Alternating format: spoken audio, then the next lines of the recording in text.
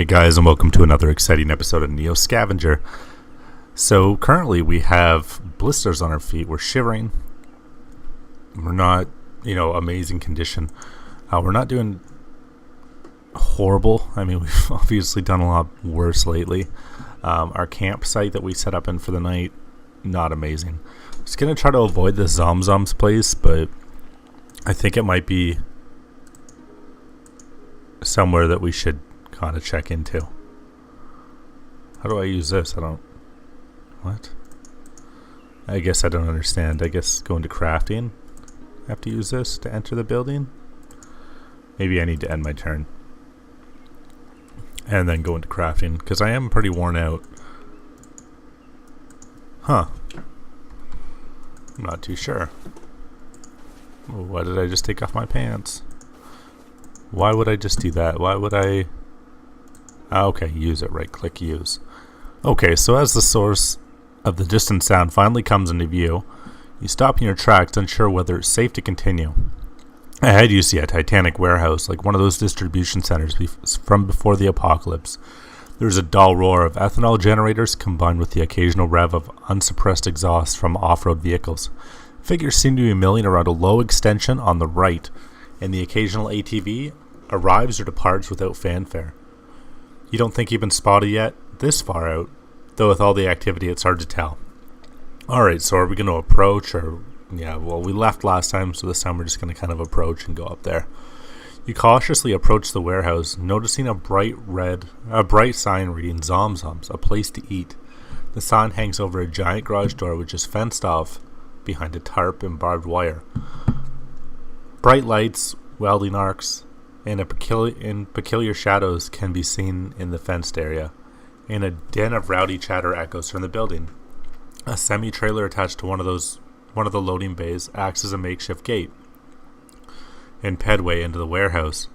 Ragged-looking figures line up alongside the trailer, watched over by armed mercenaries.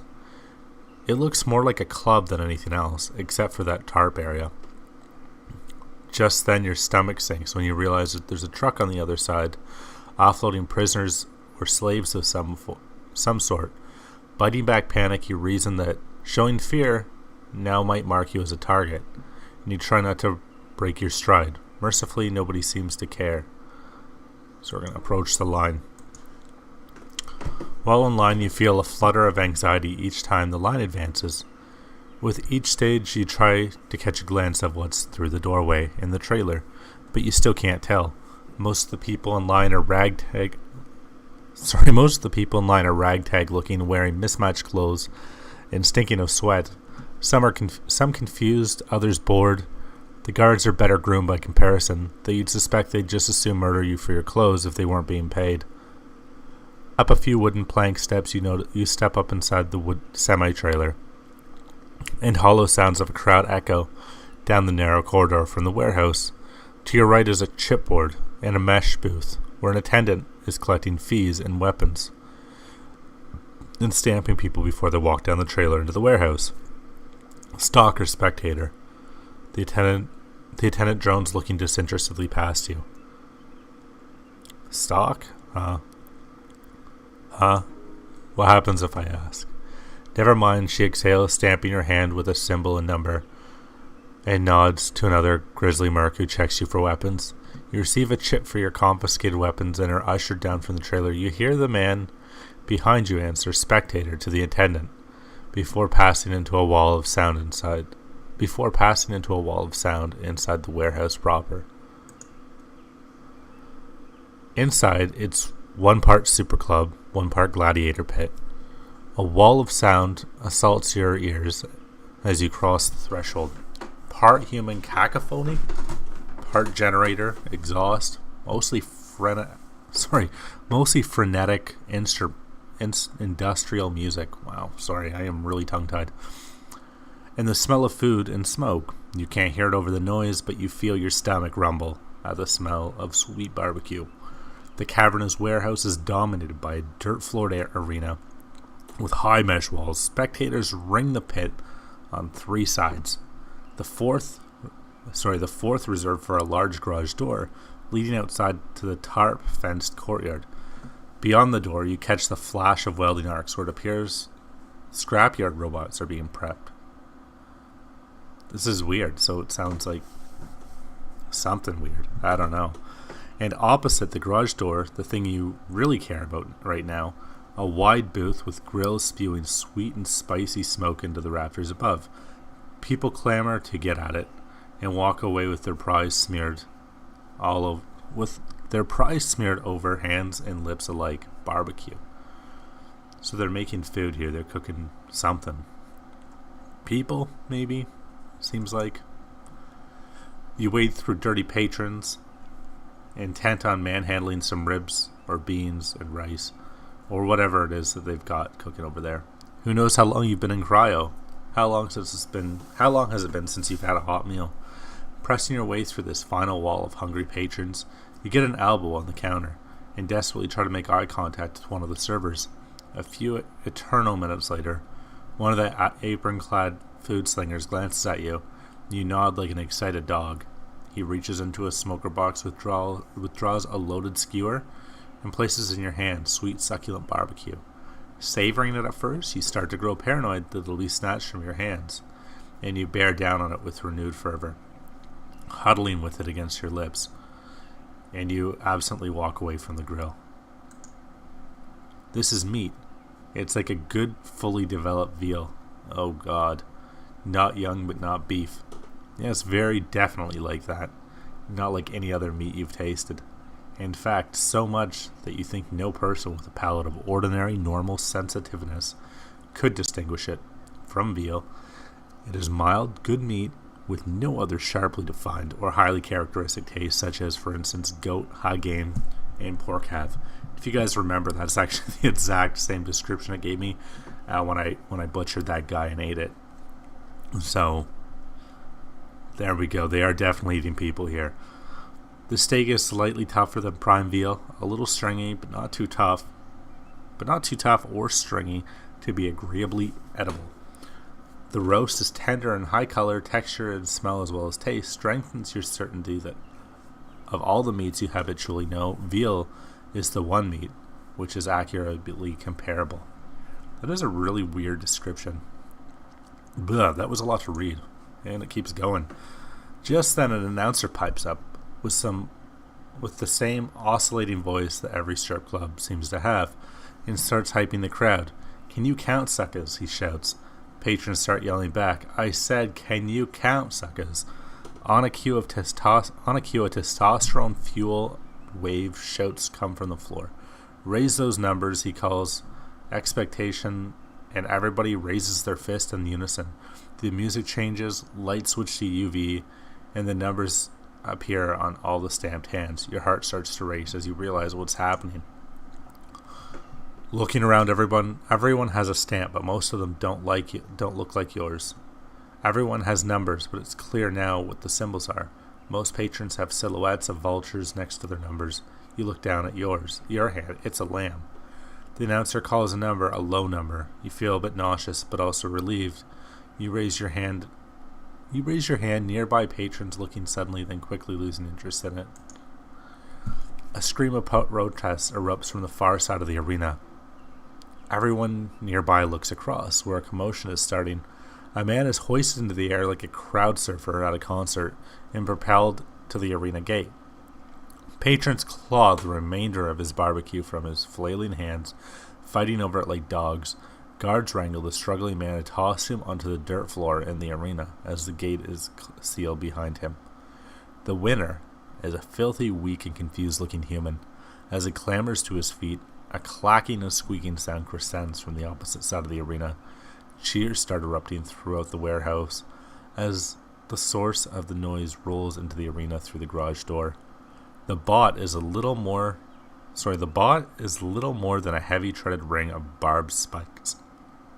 A haphazardly hung LED ticker sits atop its mast, flickering the words "Morning Star," confirming your suspicions as to its nature. Without pausing, the bot starts closing in on the human, who to his credit has given up rattling with the gate and is now facing the more immediate danger.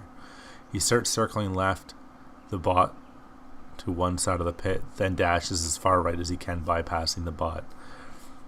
The move buys him a few seconds as the bot spins in place on its treads, but he ends up in the same situation on the reverse end of the arena. This continues on for a few laps with the human visibly wearing down. Perhaps realizing his error, he switches tactics and leads the robot toward a support column and allows it to get close before ducking around behind it. The bot starts turning in place, but the tread gets hooked on the pillar, and for a moment it appears to be stuck. You can sense the tingle of hope in the man as he watches the bot rock to and fro for several seconds. However, the bot's rocking eventually frees it, and it turns to face him again. Crestfallen, the man returns to his original strategy of dodging the robot like a bullfighter, ever more slowly each pass. It doesn't take long for the robot to wear it down its already weakened prey, and it scores its first hit. Trampling his leg under treads, the man's cry of pain is lost in a wave of cheering from the crowd. As the robot backs up, the man hardly has time to limp before it rams him again, this time following through and impaling him against the wall. Damn, so they're making robots fight people in here, or some kind of weird... Yeah, that's really strange. Drunk with bloodlust, the crowd is not screaming as the robot backs away once more from the stumbling, bleeding man. The bot rams him into the wall one more time and back away. This time with a human stuck on its spikes. Damn. The crowd cries out in ecstasy, which eventually simmers down to a rabble as the arena and service personnel remove the entrails. Your mouth agape, you suddenly feel a wave of nausea. You begin looking around panicked. Rub off the stamp. See what happens next. That's pretty... I don't want to rub off the stamp. I mean, that doesn't seem like... I think that's going to be immediate grounds for something, right? If somebody notices you taking the stamp off, I'm pretty sure everybody has to raise their hands up and there's stamps on them. Somebody's going to notice that you don't have one. Somebody would definitely say something. So we'll try to leave, see what happens next. I feel like maybe if we try to leave, maybe that wouldn't work out so well for us either. I mean, they're loading people up as like cattle and slaves, right? But I mean, they just picked somebody, they killed them. Like, how long can this really go on for? What happens? Unsure what to do next, you look around the room anxiously, waiting for something. Word is you've got a good medical plan. The voice startles you, even amidst the shouting crowd. You turn to find a young man with an old face. He looks to be of Asian descent, with hair like a mop, big aviator glasses, and an improbably white fur coat. Relax, I don't work here. In fact, I'm going to try to make sure that you don't either. Come on, he turns and heads towards the garage door. Since that's away from the arena's human-sized gate, you decide to follow. You sense he's a patron, too. Or at least, not with the management, as neither guard nor patron seems to pay him much attention. A little bird told me, shouts over the crowd of music, you might know a thing or two about cryogenics. He talks over his shoulder as he walks away. As he walks, as if tossing words your way. I know a guy who's looking for some heavy-duty cooling units.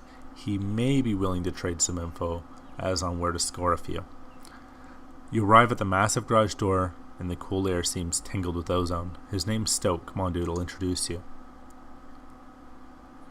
We can give him the bracelet.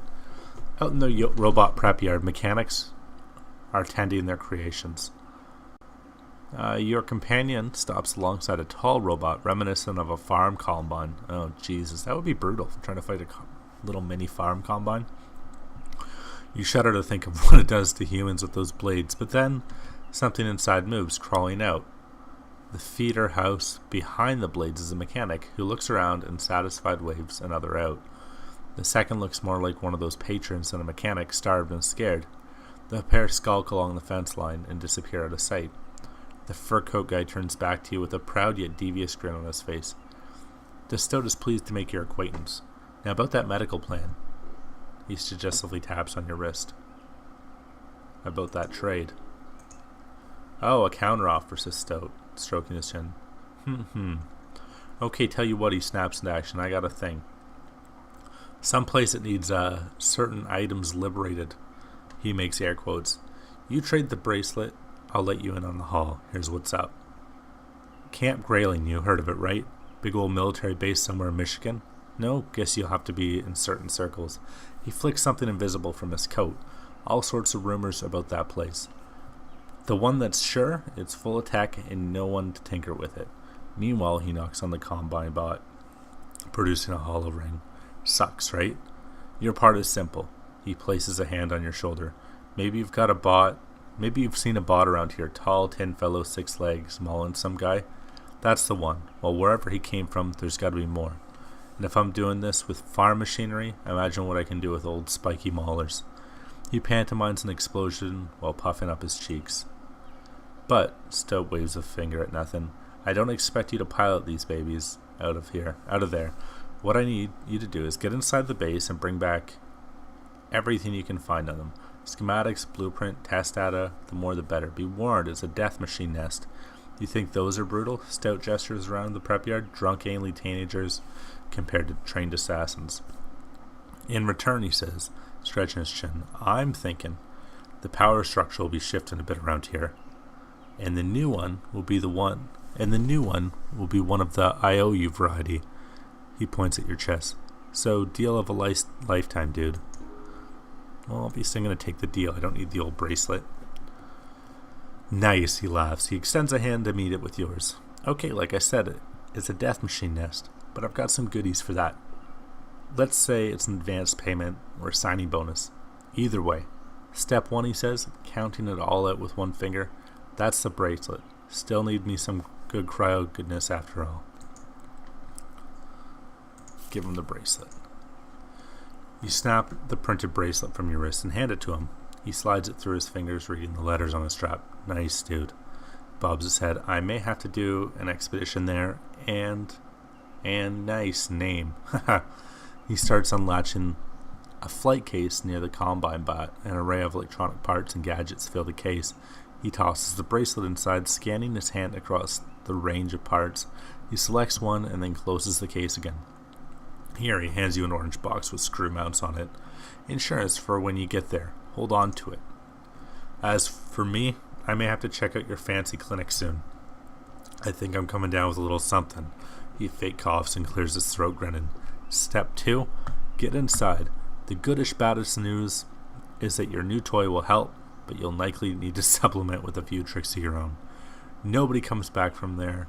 The rumor is it has some protesters managed to embarrass the brass at Grayling back in the day.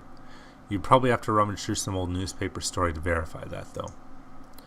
Anyways, that's step 2. Figure out how to get in. Step 3, find schematics somewhere convenient for your personnel to get to.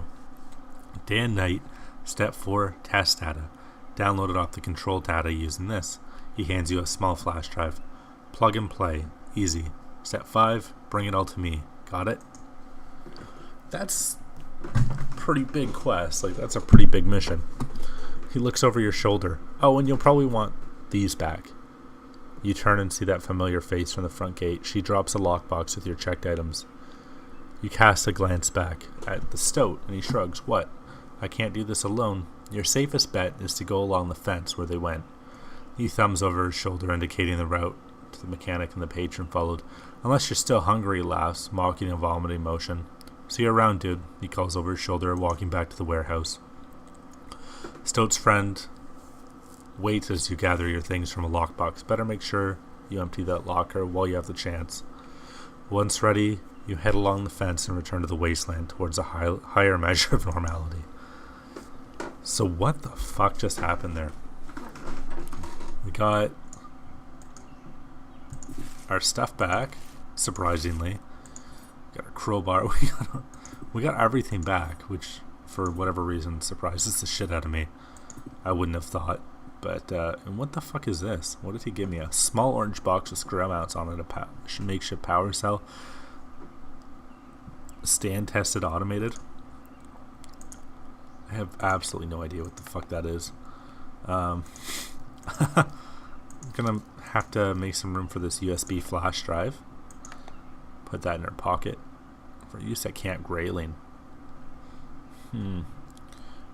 I can't even imagine us realistically making it there in the conditions that we're facing, shivering with their blisters on our feet. If he really wanted me to get there, you'd think that maybe he'd give me, you know, a weapon or some clothes or shoes, maybe. Possibly shoes would have been a big help. Oh well. Anyways, continuing here. So we've sitting at Zom Zoms. Did he even tell us where that place is? Camp Grayling way up to the north. So do we continue going east the way we were going, or do we go north and try to check out this this new place? Okay, so I'm just gonna say we're gonna keep going east for now. Maybe keep trying to loot places, try to keep obtaining gear, try to keep getting things. Because right now I don't think that we're really super geared out for some kind of crazy death mission. I mean, we're, you know, a few seconds away from dying the way I see it right now. We're not going to make it through another night.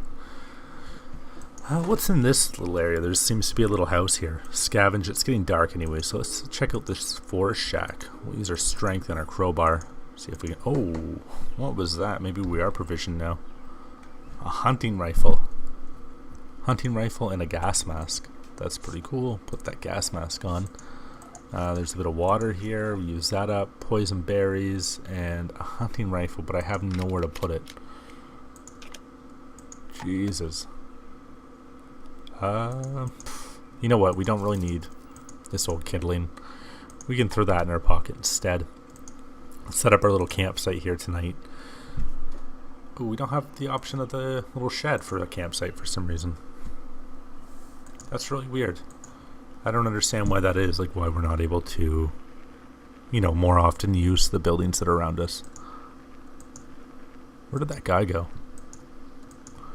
I guess he ran, he's seen the rifle or something. Oh, here he is.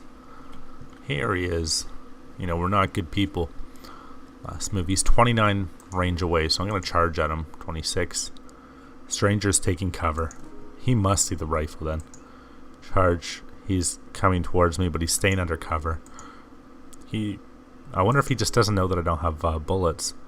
Bad Mother is exposed and easy for a moment. He's tripped and he's fallen to the ground. He's got to get up. So we're charging at him still. Still charging. It's treacherous terrain. I should maybe be not running across it like this. Yeah, I fell too. Player is tripped. I'm going to walk slowly towards him. He's running at me now. He's charging at me, so I'm going to swing the crowbar. Player wailed on Bad Mother's upper right leg with a crowbar. He cannot run in combat. He fell to the ground and must regain footing to continue. His leg is crippled. He's stunned and unable to move for a moment. So I'm going to run towards him. And I fall again. This area is really bad. He's bleeding. But is he up? He's unable to run and he's bleeding. He's gotten up as well though. So he's up, we're up. We're swinging at him. Player is exposed for a moment. I missed him with an attack. Swing again. He fell to the ground, must regain footing. He passed out from the pain. So what's he got here? Nothing of any real value, it would seem.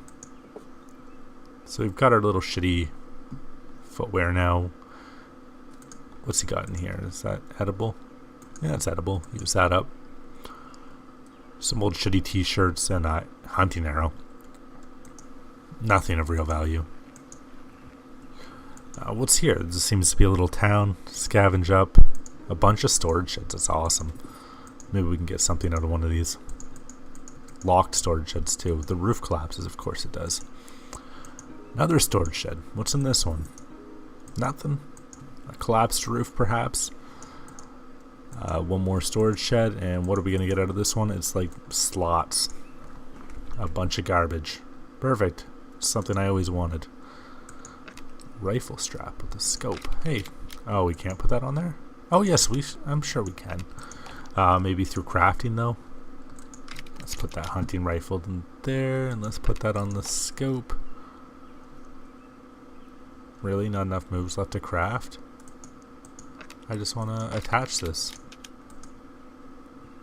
Huh. I'm not too sure how to do that. Hey, a dog. Charge at it. Hit the dog. Player demolished dog's upper left arm with a crowbar. The dog's become crippled and the feral dog is stunned and unable to move for a moment. Keep hitting that dog with a crowbar. Just beating dogs to death again with a crowbar. The dog's down. We can kick it. save on that crowbar. And now we have a dead dog as well, which we can cook up, fortunately. Anyways, guys, that's as good a place to call it for the day as any. Thank you guys so much for joining in for another video. Leave a comment, a like, subscribe to my channel, anything like that. Big time would help me out, any kind of support like that. Again, guys, thank you so much. Until next time.